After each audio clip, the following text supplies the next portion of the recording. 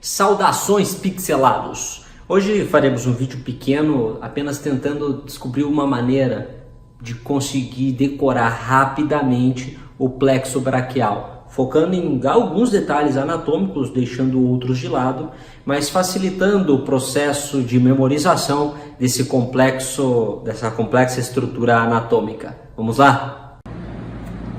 O que nós estudaremos hoje é o plexo braquial, de uma maneira, com um método que nós conseguiremos lembrar disso no futuro. Pense no plexo braquial. É uma estrutura anatômica com várias peculiaridades de difícil memorização.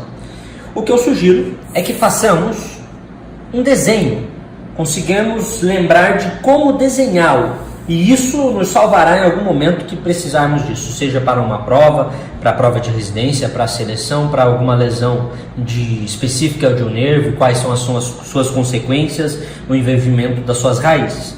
Vamos lá. Para começar, eu sugiro que você faça 3 linhas paralelas numa página.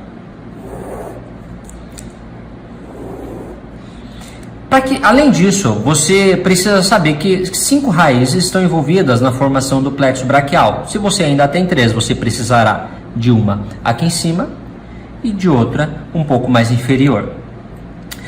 Você sabe que os últimos 3 níveis cervicais, elas formam o plexo braquial. Se você aqui é C7, C8, né, que é o último nível, aqui só pode ser C7, aqui C6 e aqui C5. O último será T1. Dessa maneira você vai conseguir lembrar. Nesse momento você já consegue depreender alguns conceitos importantes com esse desenho. Pense nos corpos vertebrais aqui.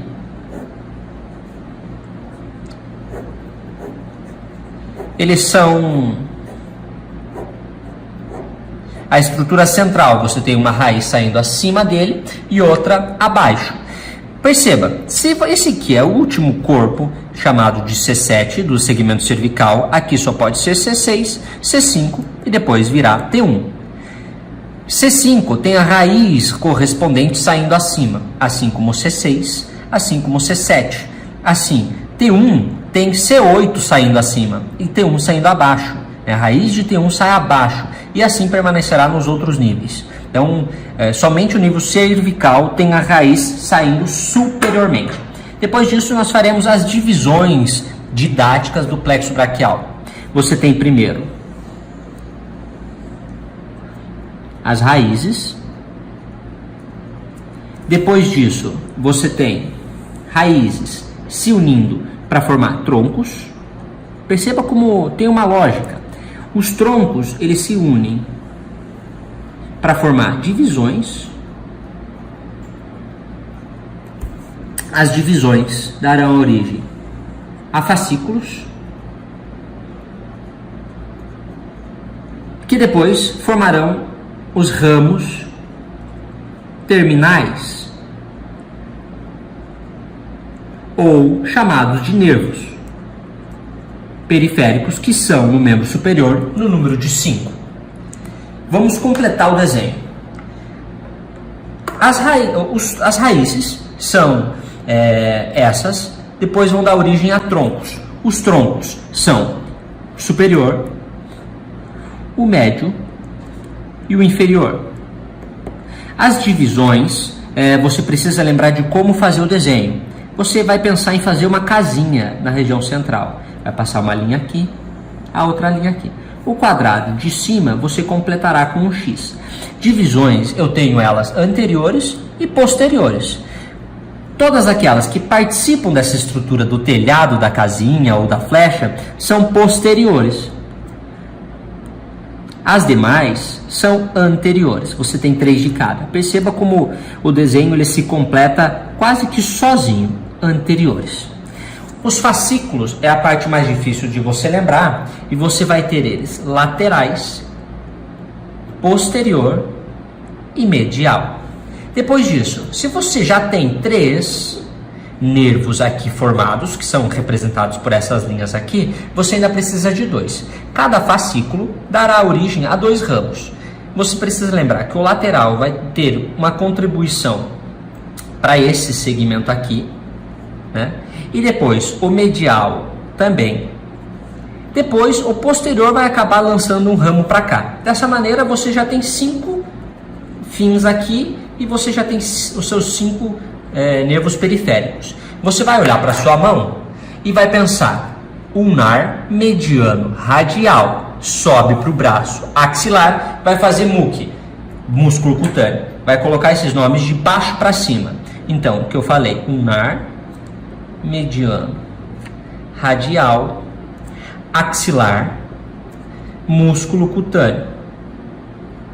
Dessa maneira você tem já o desenho completo do seu plexo braquial e conseguindo inclusive fazer algumas inferências. Por exemplo, quais são os nervos, os ramos envolvidos, as raízes envolvidas na formação do nervo músculo cutâneo? Repare, faça o desenho contrário. Ele vem até aqui, participa C6, C5, mas ele também recebe um ramo de C7. Então, aqui a gente tem 5, 6 e 7. O axilar é o único que sai da regra, que você mesmo fazendo o desenho não vai conseguir completar, só precisa saber que o axilar é um ramo mais fino e vem de C5, C6. O radial e o mediano são importantes, eles recebem 5, 6, 7, 8, T1. Então, é 5, 6, 7, 8, T1. A mesma coisa para o mediano, 5, 6, 7, 8, T1. O ulnar vai receber T1, C8, C7. Então, C7, 8, T1. Dessa maneira, você tem todo o plexo braquial à sua memória quando você precisar. Alguns outros detalhes também são importantes, mas menos. Por exemplo, aqui você tem um nervo que se chama supraescapular.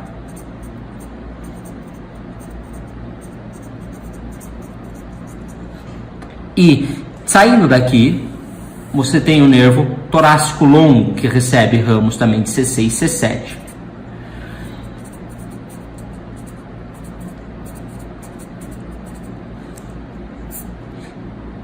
Pessoal, com esse desenho, eu quero que vocês comparem esse desenho que você obteve com esse método com o desenho de qualquer atlas anatômico. Você verá que é muito parecido e dessa maneira você consegue decorar uma grande quantidade, um grande volume de informações.